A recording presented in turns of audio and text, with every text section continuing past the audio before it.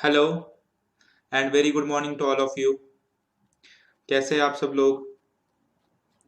उम्मीद करता हूँ सब अच्छे से होंगे, सब बढ़िया चल रहा होगा। और ये भी उम्मीद करता हूँ कि आप लोग होमवर्क साथ साथ सॉल्व कर रहे होंगे। और होमवर्क में जो डिफ़िकल्टीज है वो मैंने आपको बोला हुआ है कि वो आप मेरी नोटिस में लाएंगे, तो वो क्वेश्चंस आपको सॉल्व करवाएंगे। आज यूट्यूब के कमेंट सेक्शन में एक क्वेरी देखी थी मैंने कि कंपाउंड इंटरेस्ट का क्वेश्चन नंबर 7 सॉल्व नहीं हो रहा, उसमें कोई एग्जाम्पल, उसमें कोई जो ऑप्शंस है वो नहीं मैच हो रहे। तो उसमें स्टूडेंट को ये बोल रहा हूँ कि वो एक बार कंपाउंड इंटरेस्ट का जो मैंने जो लेक्चर लिया था वो गौर से देखे। मैंने क्वेश्चन नंबर 7 सॉल्व करवाया हुआ है, तो उसको एक बार देख ले। अगर किसी और क्वेश्चन में डिफिकल्टी आ रही है तो क्लियरली आप कमेंट्स में या ग्रुप पे क्वेश्चन नंबर और जो एक्सरसाइज नंबर है वो नोट करवा दे। क्वेश्चन नंबर 7 की बात करके चल रहे हैं, बट क्वेश्चन नंबर 7 मैंने ऑलरेडी सॉल्व करवाया हुआ है, तो उसमें डिफिकल्टी नहीं आनी चाहिए। उसके अलावा किसी क्वेश्चन में डिफिकल्टी आ रही है तो प्लीज एक्सरसाइज नंबर के साथ वो क्वेश्चन लिख लीजिए। तो नेक्स्ट लेक्चर जो भी हमारा होगा उसमें वो सॉल्व करके चलेंगे, यहाँ पे आपको वो सॉल्व करके बताएंगे। ठीक है, तो इन बिगिनिंग कमेंट्स के साथ हम आज शुरू करते हैं आज का हमारा लेक्चर। आज का जो ये सेशन होगा ये हमारा इस टॉपिक पे टाइम वैल्यू ऑफ मनी पे लास्ट लेक्चर होगा, और इसके साथ हमारा ये चैप्टर हो जाएगा कंक्लूड। मैंने आपको इस चैप्टर के बिगनिंग में भी कहा था कि इस चैप्टर की कवरेज जो है वो ऑलरेडी 4 to 5 मार्क्स से 6 मार्क्स तक भी इसमें आपके आ सकते हैं। तो आउट ऑफ 40 इसमें आपकी कवरेज जो है वो 5 to 6 मार्क्स की रहेगी। तो ये काफी इंपॉर्टेंट चैप्टर है, इसमें इसके कॉन्सेप्ट्स भी काफी इंपॉर्टेंट है, तो इसको आप अच्छे से कर लीजिएगा। आज हमारा लास्ट सेशन रहेगा और हमारा जो टॉपिक रहेगा वो रहेगा प्रेजेंट वैल्यू का। हमने कल फ्यूचर वैल्यू किया हुआ है, उसको थोड़ा सा रिकॉल करेंगे और उसके बाद आज हम प्रेजेंट वैल्यू का कॉन्सेप्ट पढ़ेंगे, उसके एग्जांपल्स करेंगे और हम इस चैप्टर को वाइंड अप करेंगे। ठीक है, तो चलिए मेरे साथ हम शुरू करते हैं आज का हमारा जो टॉपिक है उसको शुरू करते हैं।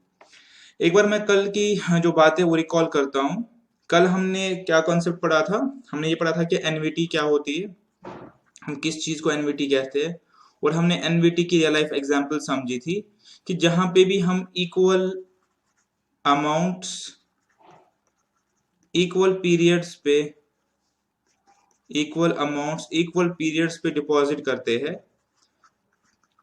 या इन्वेस्ट करते हैं, तो इस सीरीज ऑफ पेमेंट्स को हम बोलते हैं, या इन्वेस्ट करते हैं, इस सीरीज ऑफ पेमेंट्स को हम बोलते हैं एनवीटी। तो हमने कल पढ़ा था कि हम लोन की ईएमआई भरे वो एनवीटी है, हम क्रेडिट कार्ड की ईएमआई भरे वो एनवीटी है।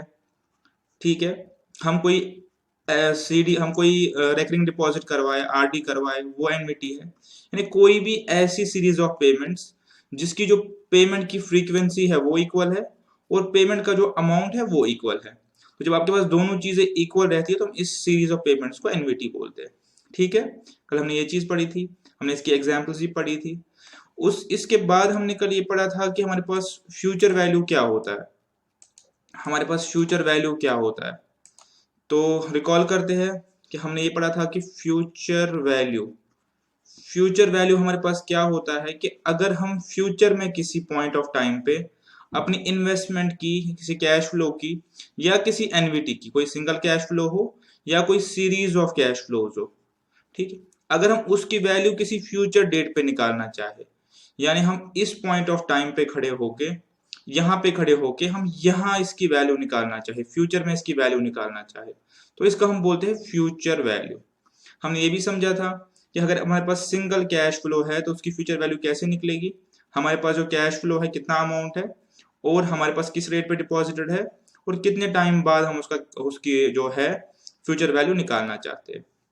और अगर हमारे पास एनवीटी है तो एनवीटी हमने सीखा था कि हमारे पास एनवीटी 2 टाइप्स की होती है। ये कल की बातें ही मैं रिकॉल कर रहा हूँ अभी आपके साथ। हमारे पास एक एनवीटी होती है एनवीटी रेगुलर और एक होती है एनवीटी ड्यू या इमीडिएट, ये हमने पढ़ा था।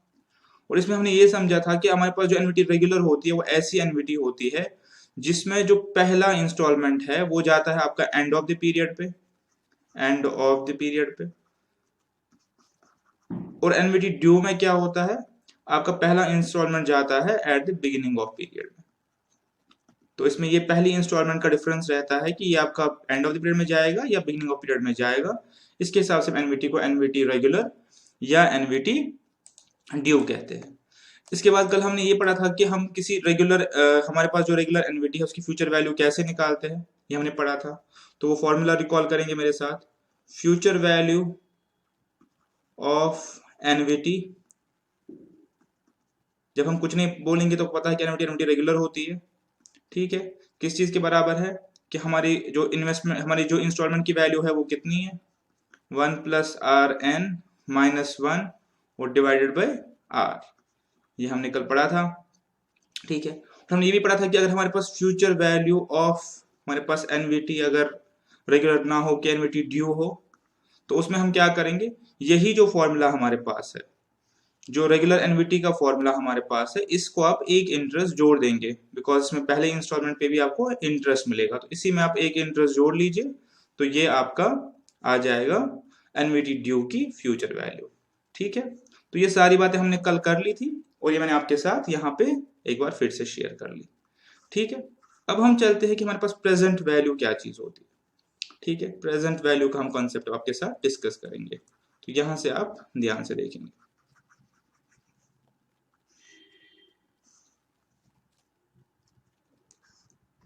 ओके, हम अपनी जो एग्जाम्पल सीरीज है उसको लेके चलते हैं, हम आगे बढ़ते हैं उसको लेके। हमारे पास हमने डिस्कस किया था कि सपोज मैं 1,000 रुपीज पॉइंट ए पे, पॉइंट ए मतलब जो टुडे है, आज के दिन इन्वेस्ट कर रहा हूं। मैंने ये कहा था कि मैं इसको सपोज 3 साल के लिए इन्वेस्ट कर रहा हूं, ये ईयर 1, ये ईयर 2 और ये ईयर 3, और मैं कह रहा हूं कि मुझे जो रेट ऑफ इंटरेस्ट है वो 8% मिल रहा है, ठीक है। अब अगर मैं आपसे पूछूं कि इस 1,000 रुपीज की फ्यूचर वैल्यू क्या है आज से 3 साल बाद, यानी यहाँ पे पॉइंट पे मैं खड़े होके आपसे ये पूछना चाहता हूं कि इधर यानी इस पॉइंट ऑफ टाइम पे एट एंड ऑफ ईयर 3 इस इन्वेस्टमेंट की वैल्यू क्या होगी, तो ये मेरे पास आता है फ्यूचर वैल्यू, हमने डिस्कस किया हुआ, इसको हम एफ बोलते हैं। और ये कैसे निकालते हैं, एफ वी इज इक्वल, जो इंस्टॉलमेंट हमारा है 1+R n, 1000 1.083, तो ये मेरे पास जो वैल्यू आएगी, ये हमने कल भी किया था, 1260 कर लेते हैं राउंडिंग ऑफ के लिए, 1260, यानी मेरे पास 1260 जो है ये मेरे पास फ्यूचर वैल्यू है, फ्यूचर वैल्यू है 1,000 रुपीज का 3 साल के बाद। अगर मैं इसी चीज को रेसिप्रोकली पढ़ूं और मैं आपसे ये पूछूं कि 3 साल बाद मुझे 1260 रुपीज मिलने वाले हैं किसी से, 3 साल बाद मुझे 1260 रुपीज मिलने वाले हैं, उस पैसे की आज की वैल्यू क्या होगी। तो अगर हम ऐसे सवाल पूछे तो इसका आंसर बनता है 1,000 रुपीज, यानी आज की वैल्यू 1,260 रुपए जो मुझे 3 साल बाद मिलने वाले हैं, उसकी आज की वैल्यू 1,000 रुपीज है। तो ये 1,000 रुपीज इसका प्रेजेंट वैल्यू बन जाता है, ये 1,260 रुपीज का प्रेजेंट वैल्यू बन जाता है 8% पे।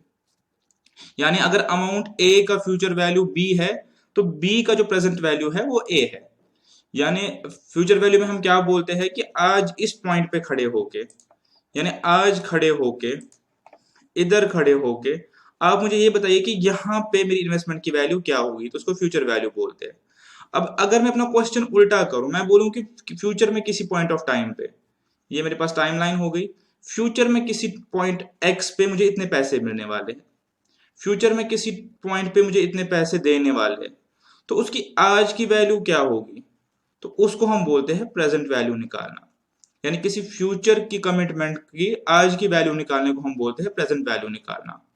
और फ्यूचर वैल्यू किसको बोलते हैं, आज खड़े होके फ्यूचर में ये देखना कि मेरे पास इन्वेस्टमेंट की या कमिटमेंट की वैल्यू क्या होगी, इंटरेस्ट रेट्स को कंसिडर करते हुए, ठीक है। थोड़ा सा इलस्ट्रेट करते हैं इस चीज को फर्दर। सपोज मैंने यहां पे 50,000 रुपीज इन्वेस्ट किए 2 साल के लिए, ठीक है।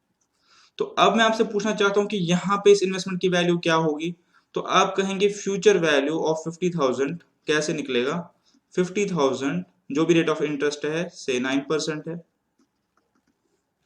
1.092 और इक्वल कर देंगे इसको, ये हमने सीखा हुआ है ऑलरेडी। तो हमारे पास जो वैल्यू आएगी 59,405 आएगी। तो हमारे पास जो वैल्यू है, फ्यूचर वैल्यू है इस 50,000 रुपए का 2 साल के बाद, वो 59,405 है।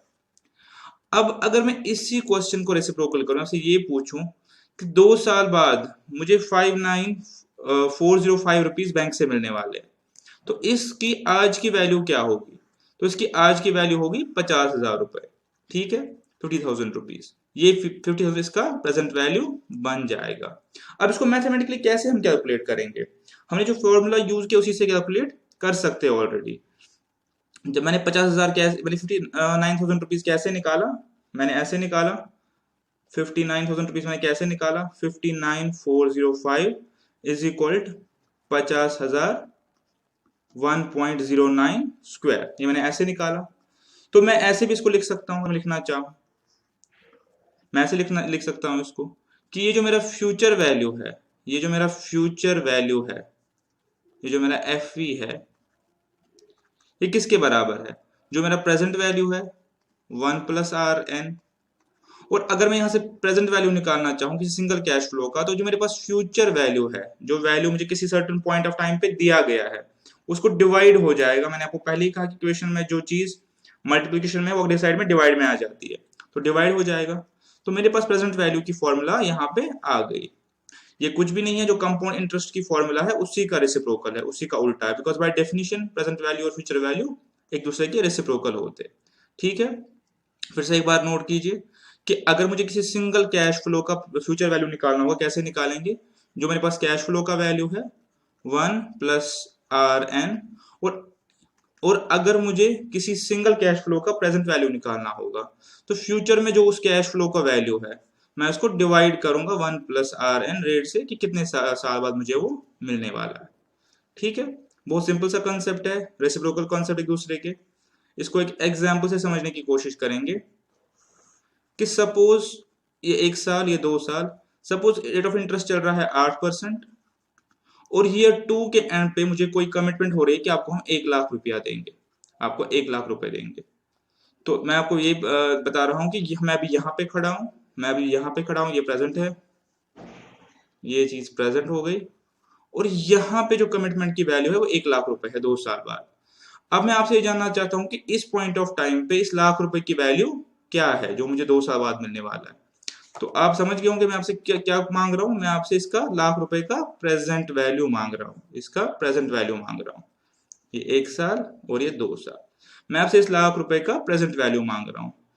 तो कैसे निकालेंगे? हमने सीखा हुआ है कि जो लाख रुपए मेरा कैश फ्लो है, लाख रुपए मेरा कैश फ्लो जो 2 साल बाद आ रहा है, इसको डिवाइड करेंगे 1 प्लस रेट, और 2 साल बाद तो डिवाइडेड बाई 2।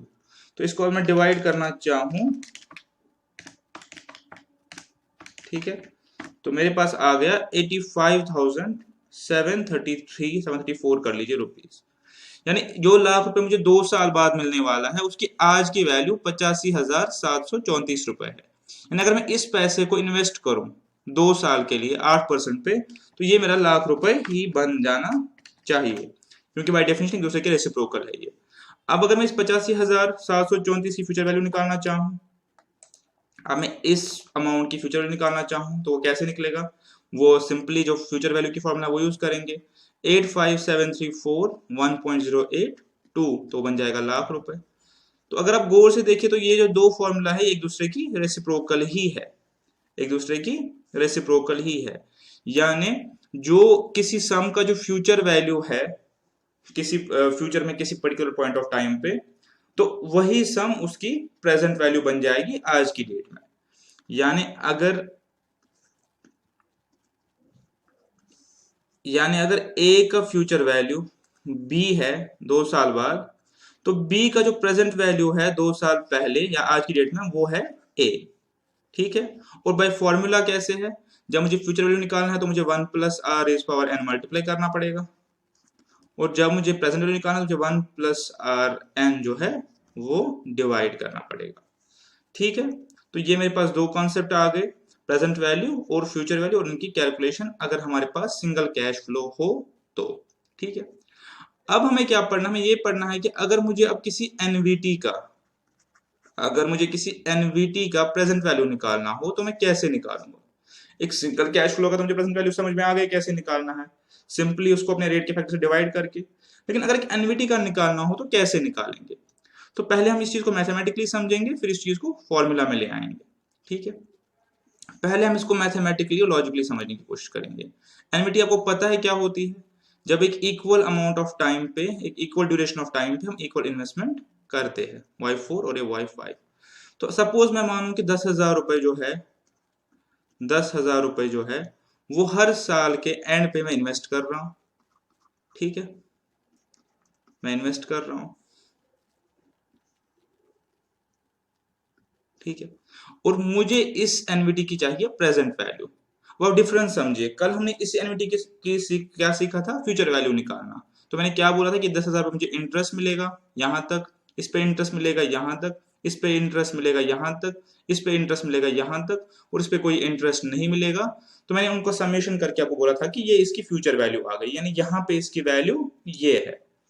बट अभी अगर मैं आपसे पूछ रहा हूँ कि मुझे इसकी प्रेजेंट वैल्यू बताइए, तो मैं आपसे पूछ रहा हूँ कि ये जो सीरीज ऑफ पेमेंट्स है, इनकी इक्विवेलेंट अगर मैं कोई सिंगल पेमेंट देखना चाहूं आज की डेट में यहां पे, तो ये कॉन्सेप्ट हो गया प्रेजेंट वैल्यू का, और ये कॉन्सेप्ट हो गया फ्यूचर वैल्यू का।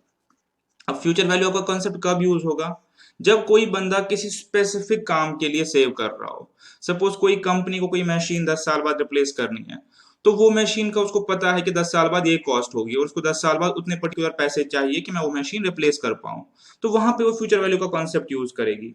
वो ये देखेगी कि मेरे पास जो टोटल उस टाइम पॉइंट ऑफ टाइम पे जो पैसा इन्वेस्टमेंट जोड़ के इंटरेस्ट जोड़ के बनेगा, क्या वो इक्विवेलेंट होगा मशीन को रिप्लेस करने के लिए कि नहीं। तो वहां पे वो फ्यूचर वैल्यू का कॉन्सेप्ट यूज करेगा। प्रेजेंट वैल्यू का कॉन्सेप्ट कहां पे यूज होगा? सपोज किसी बैंकर ने लोन देना है आज की डेट में, और इस लोन के अगेंस्ट उसको ये पेमेंट्स रिसीव करनी है, तो बैंक क्या देखेगा कि ये जो मुझे सीरीज ऑफ पेमेंट्स मिल रही है फ्यूचर में, फ्यूचर की डेट्स पे, इसकी आज की डेट पे वैल्यू क्या है, वो मेरी लोन अमाउंट के बराबर है कि नहीं है। तभी तो बैंक आपको वो लोन सैंक्शन करेगा। तो आप डिफरेंस समझने की कोशिश करिए कि फ्यूचर वैल्यू कब यूज होता है? जब आज की डेट में मैं किसी फ्यूचर की डेट की वैल्यू निकालना चाहूं। और प्रेजेंट वैल्यू कब यूज होता है? जब मेरे पास पेमेंट जो है वो फ्यूचर में आ रही है, बट मैं चाहता हूं कि उनका सिंगल इक्विवेलेंट सम मुझे आज पता चले, आज की डेट में। तो क्वेश्चन में भी आपको इसी रीजनिंग से पहचाना है कि क्वेश्चन हमसे फ्यूचर वैल्यू मांग रहा है या प्रेजेंट वैल्यू मांग रहा है। तो मैंने आपको बता दिया कि अगर क्वेश्चन में इन्वेस्टमेंट की बात हो रही है, रिप्लेसमेंट की बात हो रही है, पैसा इन्वेस्ट करने की बात हो रही है, तो डेफिनेटली आपके पास ही फ्यूचर वैल्यू का क्वेश्चन होगा। और अगर लोन की बात हो रही है या सिंगल पेमेंट अपफ्रंट की बात हो रही है, आज की डेट की बात हो रही है, तो आपके पास वो प्रेजेंट वैल्यू का क्वेश्चन होगा। वो आप क्वेश्चन की लैंग्वेज और अपनी लॉजिक्स यूज करके पता लगा सकते हैं। ठीक है, अब हम मैथमेटिकली पहले इसको सॉल्व करने की कोशिश करते हैं। मैं एग्जांपल फिर से लिख रहा हूं। हम इसको पहले मैथमेटिकली सॉल्व करने की कोशिश करेंगे। क्या मैं इस एनवीटी का प्रेजेंट वैल्यू निकाल सकता हूं without application of any formula? मैं ये चाहता हूं कि मैं बस लॉजिक्स यूज करके या मैथमेटिक्स यूज करके इसका आंसर निकालूं। उसके बाद हम फॉर्मूला डिराइव करेंगे और फॉर्मूला इसकी नोट करवाएंगे। ठीक है, ये मेरे पास में एनवीटी आ गई कि 10,000 में ईयर के एंड पे ये y1, ये y2, ये y3, ये y4 और ये y5, 10,000 में हर ईयर के एंड पे इन्वेस्ट कर रहा हूं। मुझे इसकी इक्विवेलेंट वैल्यू आज चाहिए। तो एक क्वेश्चन बन गया प्रेजेंट वैल्यू का। मुझे ये निकालना है कि आज की डेट में, आज की डेट में इन सीरीज ऑफ पेमेंट्स की वैल्यू क्या है, मुझे ये निकालना है। ठीक है, तो अब अगर इसको मैं मैथमेटिकली निकालना चाहूं, तो मुझे प्रेजेंट वैल्यू की फॉर्मूला पता है। वो कैसे होगा कि मेरे पास जो ये 10,000 है जो मुझे एक साल बाद मिल रहा है, क्या मैं इस 10,000 की प्रेजेंट वैल्यू निकाल सकता हूँ? जी हाँ, निकाल सकता हूँ। हमने फॉर्मूला पढ़ी है एक सिंगल कैश पेमेंट कैसे निकालते हैं। मुझे पता है कि ये मुझे एक साल बाद मिल रहा है, तो मैं इसको एक साल पहले की बेस पे ले आऊंगा। यानी जो मेरे पास पहला कैश फ्लो है, जो मेरे पास ये कैश फ्लो है, इसकी मेरे पास वैल्यू क्या होगी? 10,000 divided by rate of interest 8% मान लीजिए। ठीक है, 8% सॉल्व करेंगे तो 1.08, ये मेरे पास पहले कैश फ्लो की आज की वैल्यू निकल आई। तो मेरे पास जो वैल्यू आ गई वो आ गई 9259। मैं डेसिमल उसको इग्नोर कर रहा हूँ। अब अगर मैं चाहूं कि मैं दूसरे कैश फ्लो की आज की वैल्यू निकालूं, तो आप देख लीजिए, ये मेरे पास जो 10,000 है, मैं यहाँ पे खड़ा हूं, मैं यहाँ पे कैलकुलेशन कर रहा हूँ, और मैं ये देख रहा हूँ अपनी आंखों से कि ये पैसा मेरे पास 1 और 2 साल बाद आने वाला है। अगर ये पैसा 2 साल बाद आने वाला है, तो उसकी आज की वैल्यू क्या होगी? मेरे पास 10,000 आने वाला है 2 साल के बाद, 1.082। ठीक है, जो सिंगल कैश फ्लो का प्रेजेंट वैल्यू निकालने का फॉर्मूला है वो यूज कर रहे हैं। तो ये बन गया 8573। इसी तरह अगर मैं ये Y3 वाला पैसा देखूं यहाँ बैठ के, तो मुझे दिख रहा है कि 3 साल बाद मेरे पास आ रहा है, तो मैं इस कैश फ्लो की प्रेजेंट वैल्यू निकाल सकता हूँ।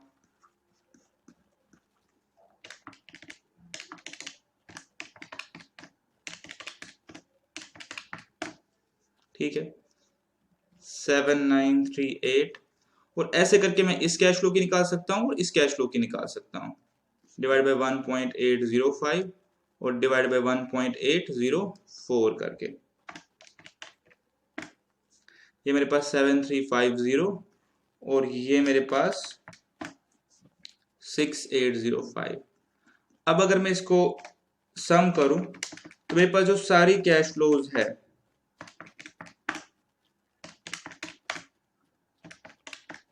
तो मेरे पास आ गया ये 39925। तो क्या है इस चीज का मतलब कि मेरे पास जो ये 50,000 रुपए आ रहे हैं, मेरे पास जो ये 50,000 रुपए आ रहे हैं, ये 10,000, ये 10,000, ये 10,000, ये 10,000, ये 10,000, ये मेरे पास फ्यूचर में आ रहे हैं। पहला 1 साल बाद आ रहा है, फिर 2 साल बाद आ रहा है, फिर 3 साल बाद आ रहा है, फिर 4 साल बाद, फिर 5वें साल आ रहा है 10,000। तो अगर मैं इनको आज की वैल्यू पे ले आऊं, तो आज मेरे पास इन सारी जो ये पेमेंट्स, इनका वैल्यू क्या है, 39925। मेरे पास इनका जो वैल्यू आज है वो ये है। और यही कंसेप्ट जो है बैंक यूज करते हैं हमें लोन देने के टाइम, कि बैंक आपको उतना पैसा देंगे कि जो फ्यूचर में आप उनको ईएमआईज दे रहे हो, जैसे बैंक ने यहाँ पे मुझे 39925 दिए, जो आप ईएमआईज दोगे उनको, वो जो इंटरेस्ट रेट एप्लीकेबल है उसको कवर कर सके। यानी जो पैसे की प्रेजेंट वैल्यू है उतना ही प्रेजेंट वैल्यू आपको दिया जाएगा कि आप फ्यूचर की सारी सीरीज ऑफ पेमेंट से वो प्रेजेंट वैल्यू कवर कर सको या उसको एक्सीड कर सको। ठीक है, तो मैथमेटिकली हमने इसको ऐसे सॉल्व किया कि हमने पहले जो पेमेंट थी उसका प्रेजेंट वैल्यू निकाल लिया, दूसरी का प्रेजेंट वैल्यू निकाल लिया, तीसरी का प्रेजेंट वैल्यू निकाल, चौथी का प्रेजेंट वैल्यू निकालो, पांचवी का भी प्रेजेंट वैल्यू निकाल लिया। ठीक है मेरे पास।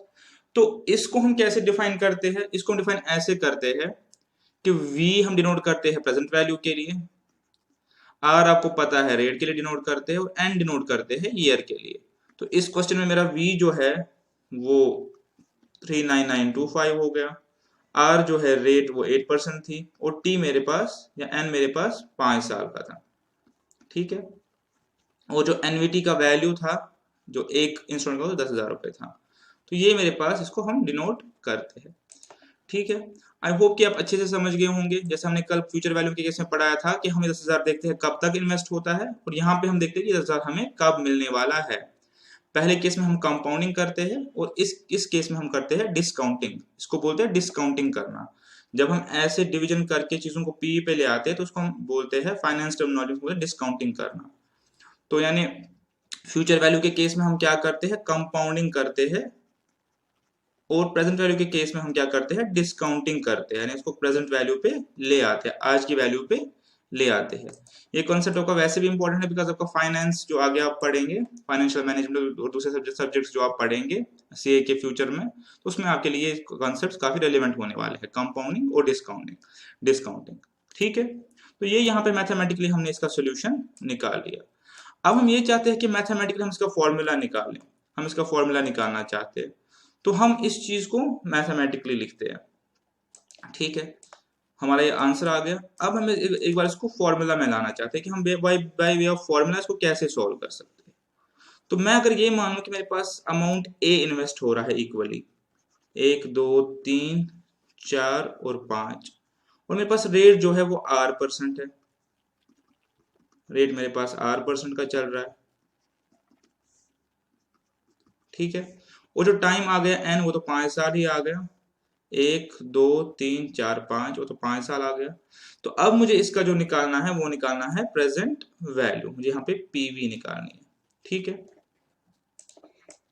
ठीक है, कैसे निकलेगी आपको पता है। जो मेरे पास पहला कैश फ्लो है, जो पहला कैश फ्लो है, इसकी प्रेजेंट वैल्यू कैसे निकलेगी, यानी मेरे पास जो प्रेजेंट वैल्यू मेरे पास वी से डिनोट करते हैं, वी मुझे कैसे निकलेगा, या प्रेजेंट वैल्यू मुझे कैसे निकलेगा, पीवी लिख लेता हूँ। जो पहला मेरे पास ये आया है, पहला कैश फ्लो जो आने वाला है, इसको मैं डिस्काउंट कर लूंगा। ठीक है, ठीक है, 1 साल के लिए। जो मेरे पास दूसरा है, इसको डिस्काउंट भी कर लूंगा, जो ऊपर सिखाया था 2 साल के लिए। क्योंकि इसको मैं आज आज पे ले आऊंगा, इसको ले आऊंगा 3 साल के लिए, इसको ले आऊंगा 4 साल के लिए, और इसको ले आऊंगा 5 साल के लिए। ठीक है, यही फॉर्मूला मैंने ऊपर भी यूज की है मैथमेटिकली, और यही मैंने पे यहाँ पे एज अ फॉर्मूला भी लिखी है कि मैं कैसे इसको सॉल्व करूंगा। जो पहला मेरा कैश फ्लो है, इसको 1 साल के लिए डिस्काउंटिंग करेंगे, दूसरे कैश फ्लो को 2 साल के लिए डिस्काउंटिंग करेंगे, तीसरे कैश फ्लो को 3 साल के लिए डिस्काउंटिंग करेंगे, चौथे कैश फ्लो को 4 साल के लिए डिस्काउंटिंग करेंगे जब आज की वैल्यू मिलाना, और पांचवा कैश फ्लो मेरे पास 5 साल बाद आ रहा है, तो इसको 5 साल पे हम डिस्काउंटिंग करेंगे, इसको हम 5 साल पे डिस्काउंटिंग करेंगे। ठीक है, यहां तक ओके है ये चीज, ये आप समझ गए ऑलरेडी। अब अगर मैं इसको देखना चाहूं कि मुझे इसको क्या करना है, एक फॉर्मूला में ले आना है, मुझे इसको एक फॉर्मूला में ले आना है। आपको पता जो नीचे वाली मेरी जो डिनोमिनेटर्स है ये आपस में सॉल्वेबल नहीं है, तो मैं इसको एक कॉमन बेस पे ले आता हूं, एक 1 + r की बेस पे ले आता हूं। ठीक है, अब अगर मैं इसी सम को 1/r से डिवाइड कर लूं, यानी मैं इस इक्वेशन को दोनों साइड 1/r से डिवाइड कर लूं, ठीक है, तो आप देख पाएंगे मेरे पास जो ये पहला फैक्टर है 1 + r² हो जाएगा। और मैं ये क्यों कर रहा हूं, मैं इसलिए कर रहा हूं कि मेरे पास जो कॉमन टर्म्स है वो हट जाए, क्योंकि मैं ऊपर वाली को सॉल्व नहीं कर पाऊंगा इक्वेशन को। ये 1 + 3 हो जाएगा, ये 1 + 4 हो जाएगा, ये 1 + 5 हो जाएगा, और ये 1 + a + r 6 हो जाएगा। बिकॉज मैं दोनों साइड को 1 + r से डिवाइड कर रहा हूं, तो मेरा 1 + r से एक एक फैक्टर दोनों साइड बढ़ गया। अब जो मेरे पास दो इक्वेशंस आ गई, इसमें अगर आप देखें तो मेरे पास काफी सारे कॉमन फैक्टर्स है। कैसे? पहली इक्वेशन में जो है, इसमें मेरे पास ये फैक्टर है, यहाँ पे 1 + r², यहाँ पे 1 + r² है, यहाँ 1 + r3 है, तो यहाँ 1 + r3 है, यहाँ 1 + r4 है, तो यहाँ 1 + r4 है, और यहाँ 1 + r5 है, तो यहाँ 1 + r5 है। तो अगर मैं गौर से देखूं, फॉर्मूला डिराइव करना चाहूं, तो मेरे लिए क्या बेनिफिशियल रहेगा कि मैं दोनों इक्वेशंस को आपस में सब्ट्रैक्ट कर दूं। उससे क्या होगा कि मेरे जो ये सारे फैक्टर्स एलिमिनेट हो जाएंगे, बिकॉज ये आपस में इक्वल फैक्टर्स है। यही रीजन था कि मैंने इस इक्वेशन को 1 + r से डिवाइड किया, ताकि मेरे जो कॉमन फैक्टर्स है वो निकल जाए और मेरी इक्वेशन जो है सिंप्लीफाई हो जाए। ठीक है, हम कैसे प्रेजेंट करके फॉर्मूला निकाल रहे हैं।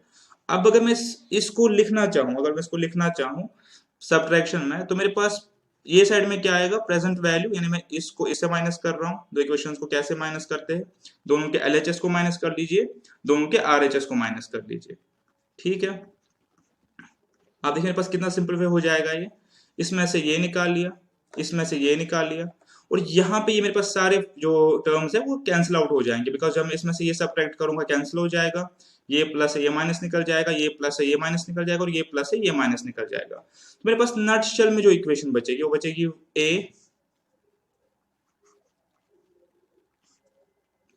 a 1 + r माइनस, मैं इसे माइनस कर रहा हूं, 1 से 2 माइनस कर रहा हूं।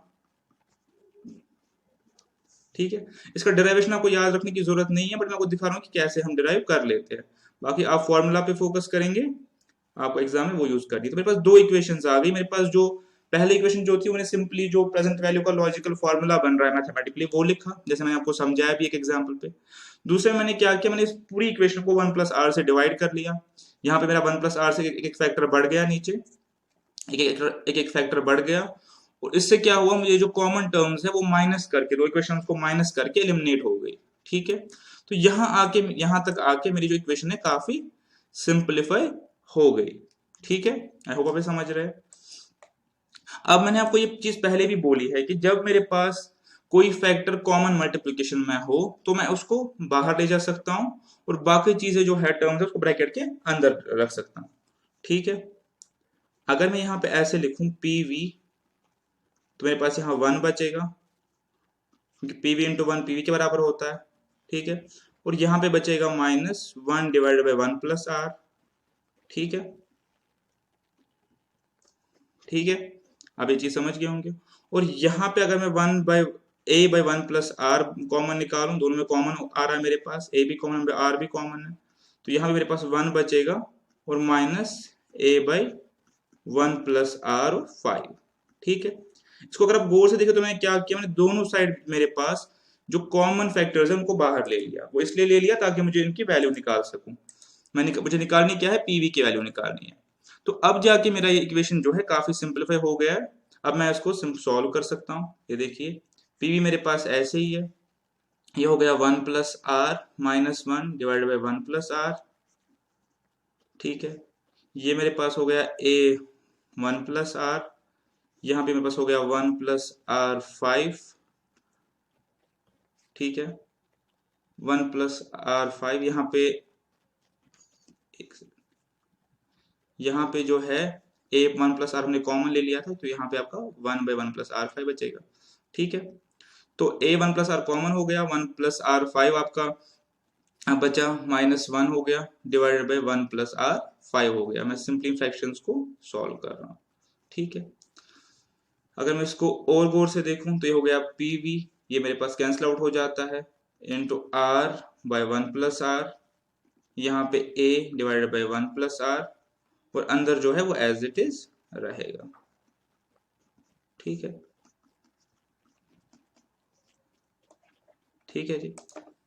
तो अब मुझे क्या करना है, सिंपली मेरे पास जो कॉमन फैक्टर्स है उनको कैंसिल आउट करना है। 1/r डिवाइड में है, दोनों साइड से कैंसिल हो जाएगा, तो मेरे पास पीवी की जो वैल्यू है फॉर्मूला फाइनली आ जाएगा।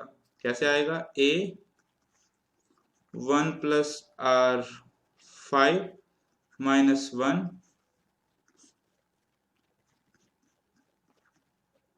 1+r5 into half. ठीक है, अब ये देखिए आप, ये मेरे पास पीवी की फॉर्मूला आ गई, और ये मैंने आपके सामने इसका डेरिवेशन दिखा दिया। क्या डेरिवेशन समझना चाहते हैं तो वो भी काफी इजी है। मैंने आपको बता दिया कि हमने बस 1+r से दोनों इक्वेशन को डिवाइड किया ताकि हमारे कॉमन फैक्टर कैंसिल हो जाए। और अगर आप डेरिवेशन नहीं समझ पा रहे हैं तो कोई भी इशू नहीं है, आप इस फॉर्मूला को एक बार रिकॉल कर लीजिए। इस फॉर्मूला से आपको कुछ और भी याद आएगा कि ये फॉर्मूला जो है कुछ कुछ मिलती जुलती है एफवी की फॉर्मूला से, तो वहां से इसको लिंक करेंगे। अगर इसको एफवी की फॉर्मूला से लिंक करें तो क्या अंतर है दोनों में, क्या डिफरेंस है दोनों में। मेरे पास जो फ्यूचर वैल्यू की फॉर्मूला आ रही थी किसी एमवीटी की, वो क्या आ रही थी कि आपका इंस्टॉलमेंट क्या है, 1+r(n) 1+r(n) -1 divided bye r, यही आ रही थी। और प्रेजेंट वैल्यू के केस में क्या है, वही फॉर्मूला भी आ रही है, a 1+r(n) -1 सेम है, डिवाइडेड बाय r भी सेम है, बस यहाँ पे 1+r(n) का एक एडिशन आ गया, इसका एक एडिशन आ गया, दैट इज इट। बाकी फॉर्मूला मेरे पास सेम है। ठीक है, तो ये हमारा यहाँ तक कंप्लीट हो गया। अब मैं इसको जस्ट आपके सामने एक बार लिखने वाला हूँ कि हमारे पास फ्यूचर वैल्यू की क्या फॉर्मूला थी, कि हम कितना इंस्टॉलमेंट हमारा कितना है, 1+r(n) -1 डिवाइडेड बाय r। ठीक है, अगर ये मेरे पास एनवीटी ड्यू हुई तो, अगर ये मेरे पास एनवीटी रेगुलर हुई तो, ठीक है, और अगर एनवीटी ड्यू हुई तो क्या वैल्यू फ्यूचर वैल्यू का, मेरे पास क्या फॉर्मूला बनता है, सेम फॉर्मूला है, a 1+r(n) -1 divided bye r, लेकिन इसमें हम एक इंटरेस्ट जोड़ देते हैं। ठीक है, अब मेरे पास प्रेजेंट वैल्यू का फॉर्मूला क्या बन गया जो हमने ऊपर सॉल्व किया, a 1+r(n) सेम चीज है जो ऊपर हमने निकाली है, -1, लेकिन डिवाइडेड बाय आपके r ऐसे आएगा, लेकिन इस r के साथ आप 1+r(n) एक बार फिर से जोड़ेंगे। ठीक है, और ये जो ड्यू की फॉर्मूला है ये भी आपको अभी बताएंगे। ठीक है, तो ये फॉर्मूला हमने भी डिराइव की है और ये फॉर्मूला आपने यूज करनी है। इस पे क्वेश्चन इंस्टीट्यूट पूछ सकता है, काफी क्वेश्चंस पूछे इंस्टीट्यूट ने इस पे, लोन का क्वेश्चन बना के, ईएमआई का क्वेश्चन बना के, ऐसे डिफरेंट क्वेश्चंस बना के आपसे इंस्टीट्यूट इस पे क्वेश्चंस पूछ सकता है। तो आप ये फॉर्मूला का यूजेज करके क्वेश्चंस निकाल सकते हैं। नॉर्मली आपको जो 1+r(n) है इसकी वैल्यू क्वेश्चन में दी गई होगी, या अगर नहीं भी दी गई होगी तो आप उसको कैलकुलेटर पे सॉल्व कर सकते हैं। ठीक है, तो अब हमारा जो लास्ट इसमें कॉन्सेप्ट रहेगा वो, अगर हमारे पास एनवीटी ड्यू हो तो उसकी प्रेजेंट वैल्यू कैसे निकालेंगे, और वो भी बहुत आसान चीज हम उसको यहाँ पे समझेंगे और हमारा यहाँ पे जो कॉन्सेप्ट्स है वो कवर अप हो जाएंगे। ठीक है, ठीक है, फॉर्मूला हमारे पास आ गया। अब मैंने आपसे क्या बोला कि अगर मेरे पास a यहाँ पे आ रहा है, a यहाँ आ रहा है, a यहाँ आ रहा है, a यहाँ आ रहा है और यहाँ आ रहा है, तो इसकी मेरे पास फॉर्मूला क्या बन रही है प्रेजेंट वैल्यू की, a 1 plus r n minus 1 divided by 1 plus r n और आर। ठीक है, ये हमने ऊपर समझा हुआ है ये। लेकिन हमने कब बोला है? जब हमारे पास जो एनवीटी है वो कौन सी है? रेगुलर है। आपको पता है कि रेगुलर और ड्यू में क्या फर्क होता है? रेगुलर ड्यू में एक ही फर्क होता है कि ये इंस्टॉलमेंट यहाँ ना जाके, ये यहाँ ना जाके इंस्टॉलमेंट आपका यहाँ पे जाएगा। तो अब अगर मैं गौर से इसको देखूं, अगर मैं इसको गौर से देखना चाहूं, तो ये इंस्टॉलमेंट यहाँ ना करके यहाँ करके क्या डिफरेंस आ गया? इससे ओवरऑल डिफरेंस क्या आ गया? इसकी जो वैल्यू है वो सेम है, इसकी वैल्यू सेम है, इसकी भी वैल्यू सेम है और इसकी भी वैल्यू सेम है। यानी इन सब EMIs की जो प्रेजेंट वैल्यू है वो तो चेंज हुई नहीं। तो डिफरेंस आपको आया फर्स्ट में और लास्ट इंस्टॉलमेंट में। तो अब अगर मैं ऐसी एनवीटी का, ऐसी इस एनवीटी का जो एनवीटी ड्यू हो गई, इसका प्रेजेंट वैल्यू निकालना चाहूं, तो मुझे सिंपली क्या करना चाहिए, जो कि लॉजिकल भी है? मुझे क्या करना चाहिए? मुझे इसको ट्रीट करना चाहिए, मेरे पास ये 5 साल की एनवीटी, मेरे पास ये 5 इयर्स की एनवीटी ड्यू है, क्योंकि इंस्टॉलमेंट पहली बार जा रहा है इस वजह से। तो मैं इसको क्या करूंगा? इसको ट्रीट करूंगा 4 साल की एनवीटी रेगुलर।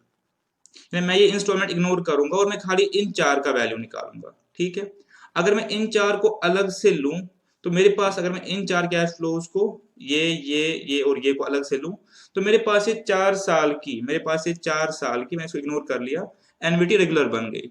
तो मैं कैसे इसका फॉर्मूला निकालूंगा?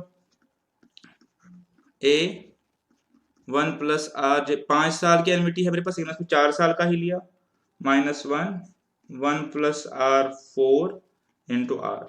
तो मैंने क्या किया, मेरे पास 5 साल की जो एनवीटी ड्यू थी, मैं इसको ट्रीट किया 4 साल की एनवीटी रेगुलर, और उसके जरिए इसका वैल्यू निकाला as if it is annuity regular. मैंने एनवीटी रेगुलर का ही फॉर्मूला यूज किया। लेकिन ये यूज करने में क्या हो गया, मेरे पास जो पहली इंस्टॉलमेंट है, मेरे पास जो पहली इंस्टॉलमेंट है, इसकी प्रेजेंट वैल्यू मैंने यूज नहीं की, वो प्रेजेंट वैल्यू मेरे पास रह गई। तो अब पहली इंस्टॉलमेंट की प्रेजेंट वैल्यू क्या होगी? ये तो मेरे पास आज की डेट में ही इन्वेस्ट हो रहा है, तो आज के ए की आज ही क्या वैल्यू होगी? मेरे पास ए ही होगी, इसकी कोई प्रेजेंट वैल्यू होगी नहीं, बिकॉज ये तो आज ही इन्वेस्ट हो रहा है। तो मैं इसका सिंपली प्रेजेंट वैल्यू ऐड कर देता हूं, प्लस ए।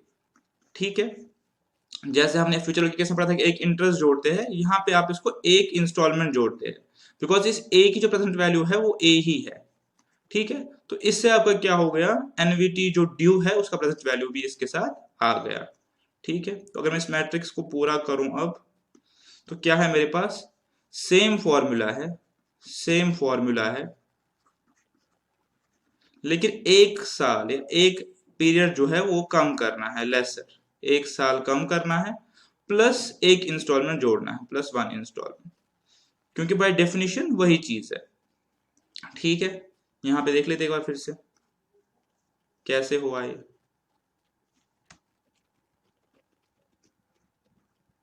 एक बार फिर से देख लेते।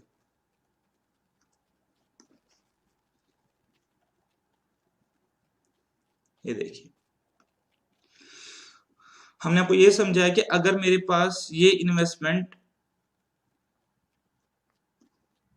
मेरे पास ये इन्वेस्टमेंट एन्युटी रेगुलर है, तो मैं इंस्टॉलमेंट यहां यहां यहां यहां और यहां जाएगा। लेकिन अगर ये एन्युटी ड्यू है तो ये इंस्टॉलमेंट नहीं जाएगा, इसके बदले आपका ये इंस्टॉलमेंट जाएगा। तो मैं 5 साल की एन्युटी ड्यू को 4 साल का एन्युटी रेगुलर कंसिडर करके इसकी वैल्यू निकालूंगा, यहां से जो यहां तक वैल्यू है वो वैल्यू निकालूंगा। ठीक है, ठीक है, तो उसके बाद जब ये हो जाएगा, एक बार यहाँ पे नए से करते, काफी सारा डेटा वहां पे हो गया, एक बार नए से आपको बताते और इसके साथ हम इसको कंक्लूड करते कि मेरे पास अगर एक एनवीटी ड्यू है, हमने एनवीटी रेगुलर समझाओ, तो एनवीटी ड्यू में मेरे पास इंस्टॉलमेंट 1 2 3 4 और 5 जाएंगे, यहाँ पे कुछ नहीं जाएगा। तो अगर मुझे इसकी प्रेजेंट वैल्यू निकालनी होगी, तो मैं इसको ट्रीट करूंगा 4 साल की एनवीटी ड्यू, मैं इसको छोड़ दूंगा, मैं इसको छोड़ दूंगा, और मैं इसको डील करूंगा कि यहाँ पे पहला इंस्टॉलमेंट, यहाँ पे दूसरा, यहाँ पे तीसरा, यहाँ पे चौथा, मैं इसको डील करूंगा 4 साल की एनवीटी ड्यू, उसका फॉर्मूला यूज करूंगा। उसका मेरे पास क्या फॉर्मूला है? Present value is equal to a 1 plus r is power 4 minus 1 divided by 1 plus r 4 into r. ठीक है, ये कर लिया मैंने, लेकिन मेरे पास जो पहला इंस्टॉलमेंट था जो मैंने इग्नोर किया था फॉर्मूला के टाइम पे, इसको एज इट इज जोड़ दूंगा, बिकॉज इसकी पीवी ए ही है, इसकी पीवी ए है, बिकॉज ये आज की डेट में ही इंस्टॉलमेंट आ रहा है। ठीक है, तो ये मेरे पास इस कॉन्सेप्ट के साथ मेरे पास ये सारे कॉन्सेप्ट इस टॉपिक के कंप्लीट हो गए। अब हम देखते हैं कि इसमें जो क्या एग्जांपल्स हमारे पास है, एग्जांपल्स देखते हैं कि प्रेजेंट वैल्यू कैलकुलेशन और फ्यूचर कैलकुलेशन हमारे पास क्या एग्जांपल्स हैं, उनको सॉल्व करते हैं। और इस सॉल्व करने के बाद जो है आपका जो 4C के जो रिमेनिंग पार्ट्स है वो आपकी होमवर्क है, और 4D आपने सॉल्व करना है। इसमें जो कुछ रहेगा वो आप मेरी नोटिस में लाएंगे तो हम आपको नेक्स्ट लेक्चर शुरू करने से पहले करवा देंगे। ठीक है, पूरा रिकैप भी कर लीजिएगा। अगर पिछली एक्सरसाइज में भी कोई आपका क्वेश्चन रह रहा है तो आप मेरे साथ शेयर कर लीजिए, मैं आपके साथ वो यहाँ पे सॉल्व करूंगा। और मेरे एंड से ये टॉपिक आज क्लोज है। बस आप जो जो एग्जाम्पल जिसमें आपको डिफिकल्टी आ रही है मुझे नोट करवा दीजिए, मैं वो आपको नेक्स्ट लेक्चर में करवा दूंगा। तो अभी हम क्या देखते हैं कि क्या एग्जाम्पल्स है इंस्टीट्यूट की इन कॉन्सेप्ट पे, वो हम एक बार देख लेते हैं। ठीक है, तो कुछ एग्जाम्पल्स करेंगे हम। प्रेजेंट वैल्यू हमने लास्ट जो एग्जाम्पल करी थी वो हमने ये करी थी,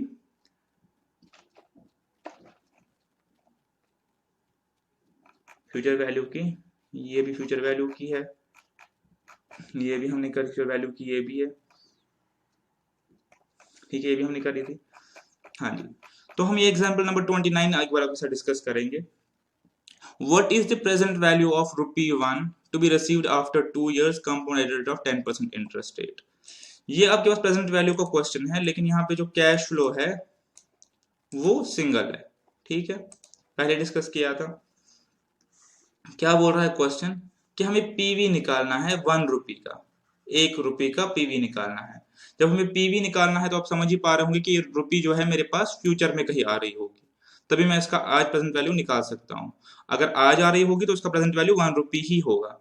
तो क्या क्वेश्चन कह रहा है, to be received after 2 years, ये रुपी मेरे पास कब आएगी, आज से 2 साल बाद, और रेट जो है वो 10% है। तो ये रुपी मुझे यहाँ पे मिल रही है, ये रुपी मुझे यहाँ पे मिल रही है, और मुझे इस पॉइंट ऑफ टाइम पे इसकी वैल्यू निकालनी है। रेट ऑफ इंटरेस्ट 10% का बोल रहा है। ठीक है, और 2 years का पीरियड है मेरे पास, अब मुझको निकालना है। आपको पता है जब मैं प्रेजेंट वैल्यू निकाल रहा हूं तो मैं इसकी कंपाउंडिंग ना करके इसकी डिस्काउंटिंग कर दूंगा। ठीक है, 1 प्लस आर, और रेट मेरे पास 2 साल का।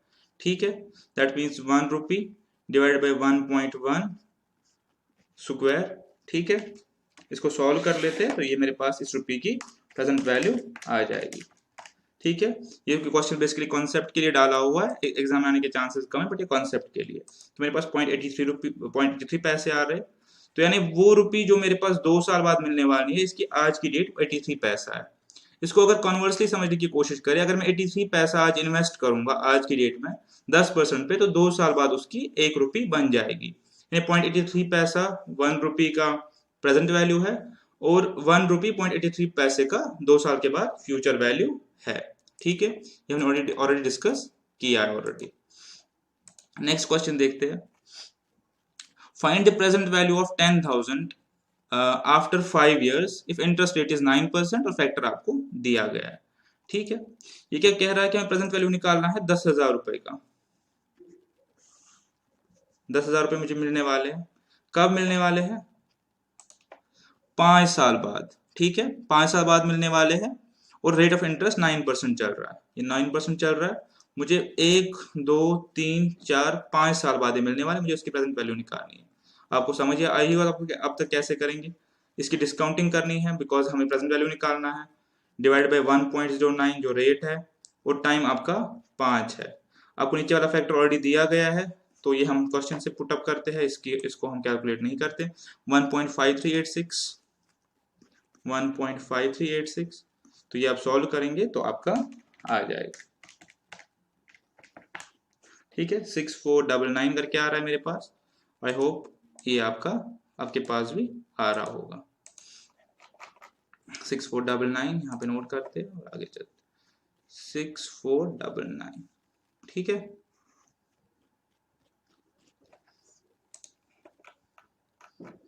एनमिटी रेगुलर का मैंने आपको ऑलरेडी बता दिया कि अगर हमारे पास एनमिटी रेगुलर है तो उसका फॉर्मूला मैंने आपको लिखवा दिया। अगर मेरे पास एनयुटी ड्यू है तो मुझे उसको 1 साल कम करके एनयुटी रेगुलर की फॉर्मूला ही यूज करनी है और उसमें पहला इंस्टॉलमेंट जस्ट ऐड करना है। ठीक है, डेरिवेशन हमने सीख लिया था। एग्जाम्पल 31 एक बार देखते हैं, एग्जाम्पल 31 एक बार देख लेते हैं।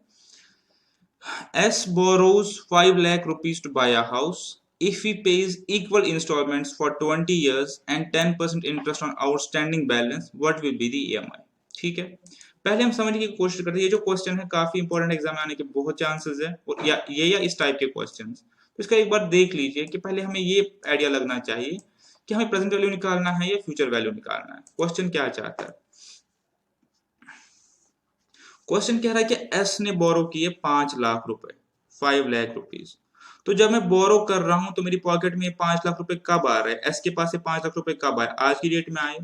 तो ये जो 5 लाख रुपए है मेरे पास प्रेजेंट वैल्यू है, मेरे पास प्रेजेंट वैल्यू है, आज मुझे 5 लाख रुपए मिले हैं, तो ये आज की प्रेजेंट वैल्यू हो गई 5 लाख। ठीक है, एस ने आज लिए है ये पैसे घर खरीदने के लिए। इसको जो बताया गया है कि आपको ये 20 इक्वल ईएमआई में भरना है, आपको 20 इक्वल ईएमआई में भरना है, जबकि आपका इंटरेस्ट रेट 10% रहेगा।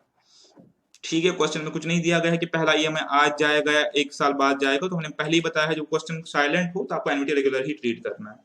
तो इसका मतलब पहला जो इंस्टॉलमेंट है यहाँ पे भरेगा ए, ऐसे ही दूसरा यहाँ पे भरेगा ए, तीसरा यहाँ पे भरेगा ए, डॉट डॉट डॉट डॉट करके 20वां इंस्टॉलमेंट यहाँ पे भरेगा, या इसका 20वां इंस्टॉलमेंट होगा। ठीक है, जो रेट ऑफ इंटरेस्ट है वो मेरे पास क्या है? 10%, 10% है। अब मुझे इसकी जो ईएमआई है वो निकालनी है। अगर मैं गौर से देखूं तो मेरे पास ये प्रेजेंट वैल्यू का क्वेश्चन है, यानी मुझे इंस्टॉलमेंट की वैल्यू नहीं पता, बस मुझे ये पता है कि जितनी मैं इंस्टॉलमेंट 20 साल डिपॉजिट करता रहूंगा, तो मैं डिपॉजिट करता रहूंगा 20 साल इंस्टॉलमेंट, उसकी पीवी मेरे पास 5 लाख रुपए आ गई। ठीक है, तो मैं इसको फॉर्मूला से करने की कोशिश करूंगा। प्रेजेंट वैल्यू किसके बराबर है पता है आपको? A 1 plus r n minus 1 divided by r, और 1 प्लस आर एन फिर से। ठीक है, और अगर फ्यूचर वैल्यू का केस हो तो ये 1 प्लस आर एन नहीं आता। ठीक है, अब मेरे पास प्रेजेंट वैल्यू 5 लाख हो गई, जो ऑलरेडी क्वेश्चन में दी है, क्योंकि आज मेरे पास 5 लाख आ रहा है।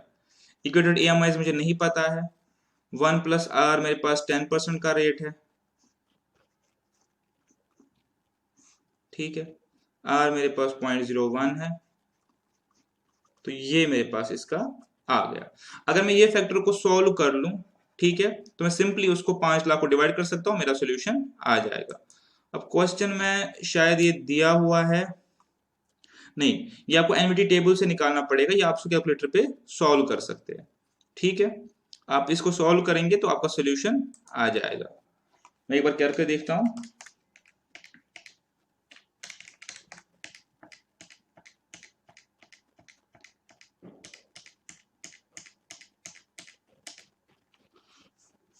ठीक है, ये मेरे पास जो आ रहा है,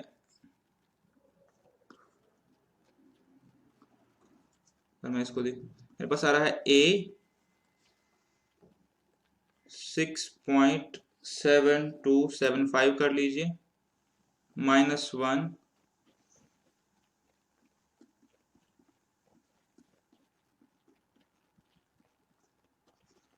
ठीक है, अब इसको एक बार सॉल्व करके देखते हैं।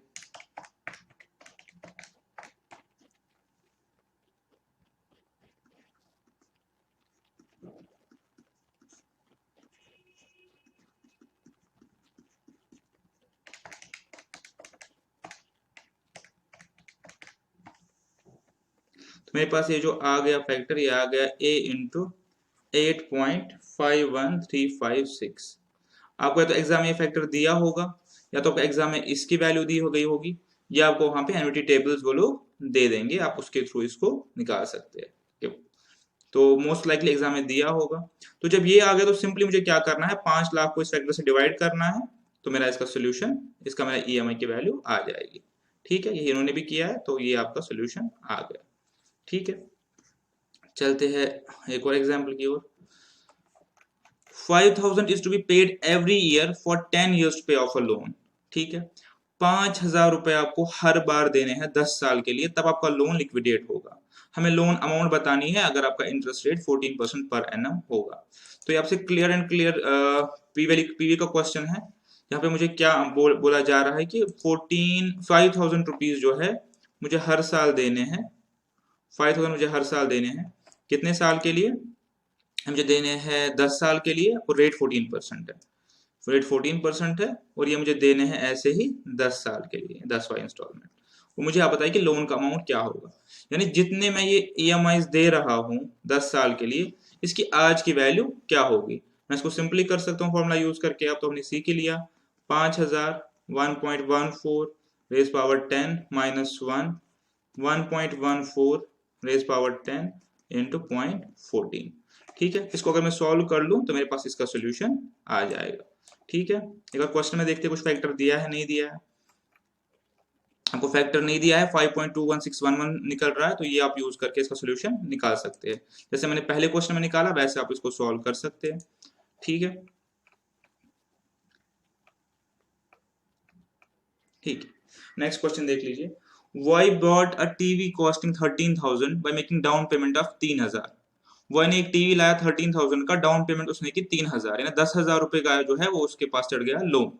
ठीक है, अब इसने ये बात की है कि जो मैं अमाउंट है 10,000 की, मैं EMI में भरूंगा 4 साल में। हमें जो है पेमेंट की वैल्यू निकालनी है। इंटरेस्ट आपके पास है 14% कंपाउंडेड एनुअली। ठीक है, मैं यहाँ पे क्वेश्चन आपको एक बार दिखा देता हूँ इस पे बना के। वॉय ने खरीदा है टीवी, तो टीवी इसने आज की डेट में खरीदा है 13,000 का। 3,000 इसने कैश दिए है, तो 10,000 रुपए इसके पास चढ़ गया लोन। तो जो ये फ्यूचर में पैसे देगा उसकी पीवी प्रेजेंट वैल्यू क्या है? 10,000, क्योंकि आज 10,000 ये ओ कर रहा है। इसको डिस्चार्ज करेगा फ्यूचर के EMI के साथ। तो कैसे करेगा? ये कह रहा है कि 4 EMI में पे करूंगा, 4 इंस्टॉलमेंट में पे करूंगा, और मेरे पास इंटरेस्ट रेट है 14% आ रहा है। यहाँ पे 1 2 3 और 4, तो 4 इंस्टॉलमेंट में पे करेगा। इंटरेस्ट रेट आपका आ रहा है 14%। तो हमें हर EMI की वैल्यू निकालनी है।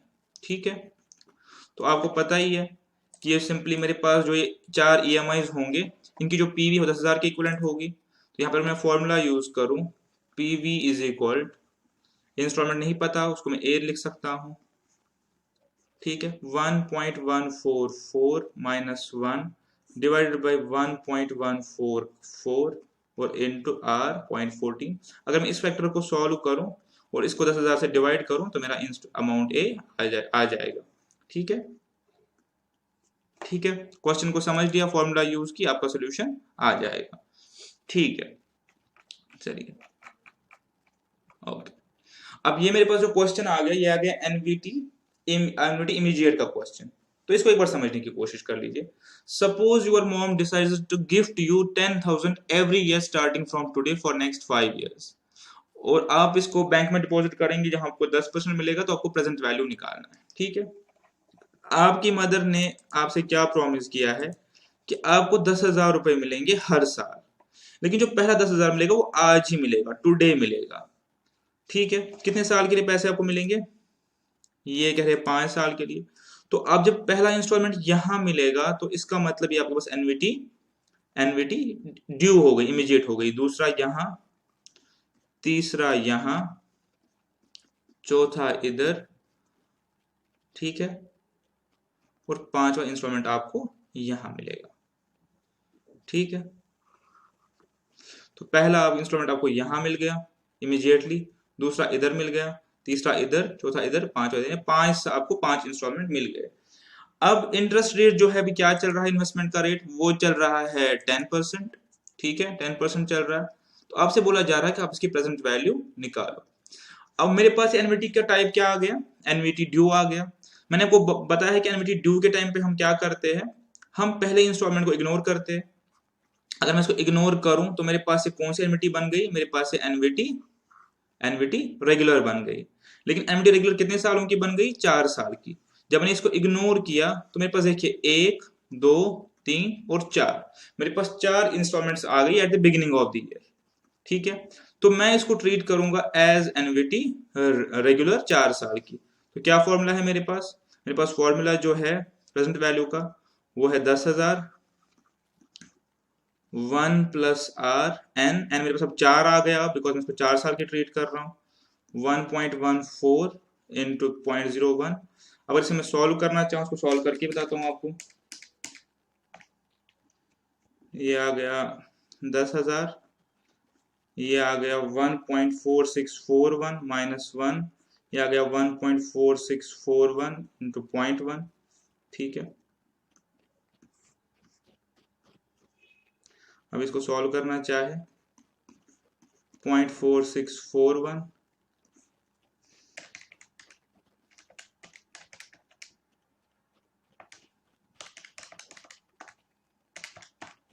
तो ये मेरे पास आ गया, जो सम नेट मेरे पास आ गया 3.169865।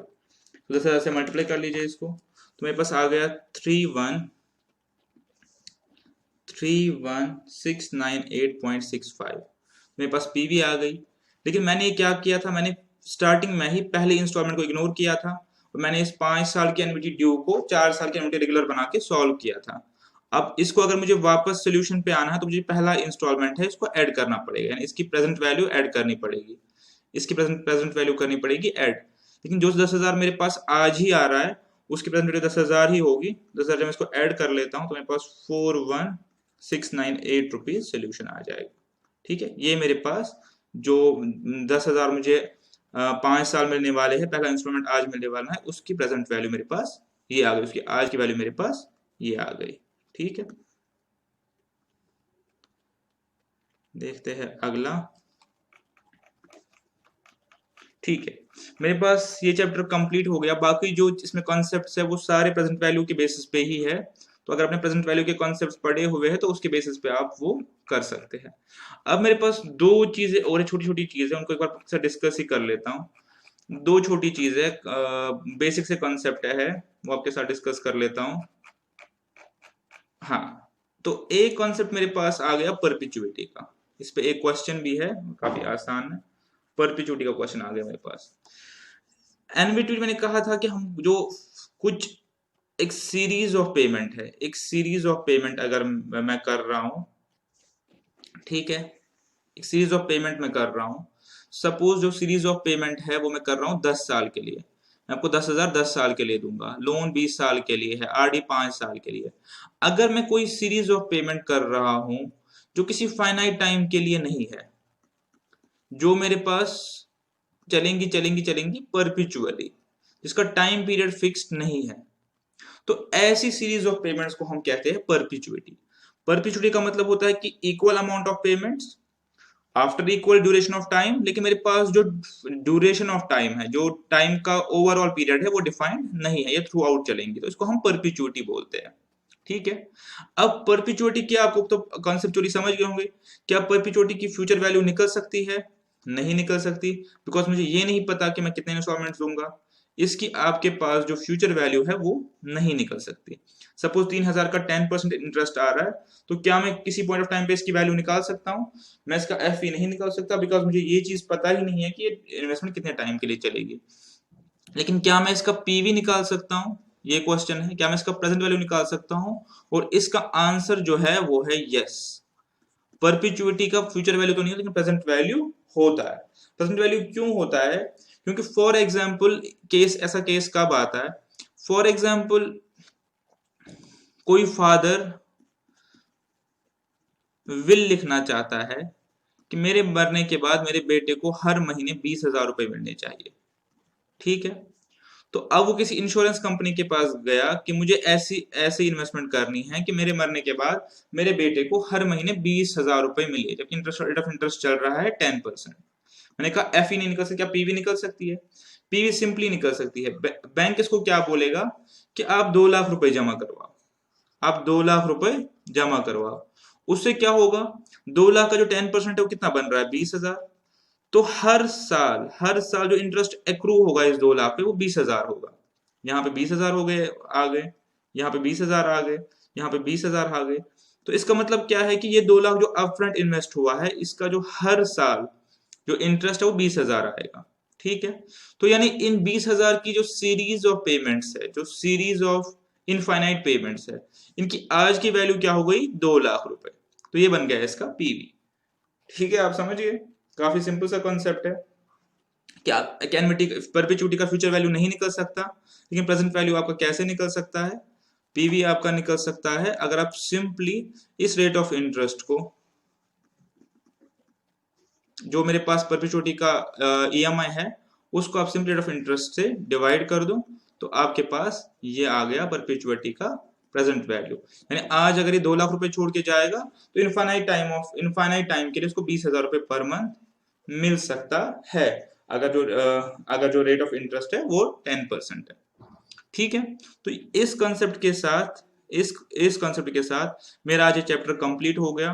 तो 4C के रिमेनिंग क्वेश्चंस और 4D आप करेंगे, और अगर 4A B C D में कोई भी क्वेश्चन आपसे नहीं सॉल्व हो रहा है तो आप मुझे टेलीग्राम पे, आप मुझे व्हाट्सएप पे, आप मुझे फोन पे या आप कमेंट्स में लिख सकते हैं। तो आप मेरी नोटिस में लाइए, तो नेक्स्ट लेक्चर शुरू करने से पहले हम उसको यहाँ पे सॉल्व करेंगे और उसके बाद हम नेक्स्ट लेक्चर शुरू करेंगे। तो आप इसको एक बार इसका रिवीजन कर लीजिए, क्वेश्चंस कर लीजिए, और नेक्स्ट लेक्चर में हम फर्दर जो टॉपिक्स है वो डिस्कस करेंगे। तब तक के लिए आप सब खैरियत से रहे, अच्छे से रहे, और मिलते हैं हम अपने नेक्स्ट लेक्चर में। Thank you very much.